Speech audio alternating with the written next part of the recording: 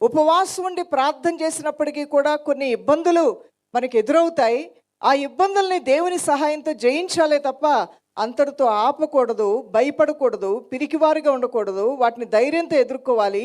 ఏ పనైతే ప్రారంభించావో అది కొనసాగింపజేసే దేవుని హస్తం నీకు తోడుందని నువ్వు నమ్మి ఈ నెహెమ్యా యొక్క మాదిరిని నువ్వు కలిగి నువ్వు ముందుకు వెళ్ళటం చాలా మంచిది, ఉత్తమం. మొదటిగా రాసుకోనండి, God uses ordinary people for great works.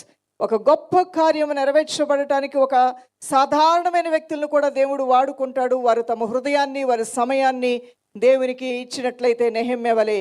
Nehemiah గ్రంథం 1:11 నేను రాజుకి గిన్నె అందించువాడిని అంటున్నాడు. I was a cup bearer to the king. నేను రాజుకి గిన్నె అందించువాడిని, ఇంజనీర్ని అంటలా. ఏమంటున్నాడంటే నేను రాజుకి గిన్నె అందించువాడిని, నేను ఆటో డ్రైవర్ని, నేను సైకిల్ నడుపుకునేవాడిని, సైకిల్ బాగు చేసేవాడిని, నేను కూరగాయలు అమ్ముకునేవాళ్ళం. మా మాటలు దేవుడు ఏమంటాడని. అస్సలు నీ వృత్తికి నీ భక్తికి ఏ మాత్రము పోలిక లేదు. స్త్రీ అని పురుషుడని ఏ భేదము లేదు.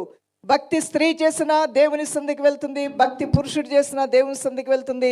బాలుడు ప్రార్థన చేసినా దేవుడు ఆలకిస్తాడు, ముసలివాడు ప్రార్థన చేసినా ఈ దేవుడు ఆలకిస్తాడు, విధవరాలు ప్రార్థన చేసినా ఈ దేవుడు ఆలకిస్తాడు, అనాథ బిడ్డలు ప్రార్థన చేసినా ఈ దేవుడు ఆలకిస్తాడు, బీదవారు ప్రార్థన చేసినా, కష్టాల్లో ఉన్నవారు ప్రార్థన చేసినా ఈ దేవుడు ప్రార్థన ఆలకిస్తాడు. రాజులు, సామంతులు, అధికారులు, నాయకులు, శ్రీమంతులు ప్రార్థన చేసిన దేవుడు ఆలకిస్తాడు. కుల మత జాతి మతం లేదు. అన్ని జనులు కూడా ఆయన నామంలో ప్రార్థన చేస్తే, దేవుణ్ణి ఎరుగని వారు కూడా యేసు నామంలో విశ్వాసం ఉంచి ప్రార్థన చేస్తే, నా మందిరము సకల జనులకు ప్రార్థనా మందిరం అని చెప్పిన ఈ దేవుడు సకల జనుల యొక్క ప్రార్థనలు ఆలకించి జవాబిచ్చే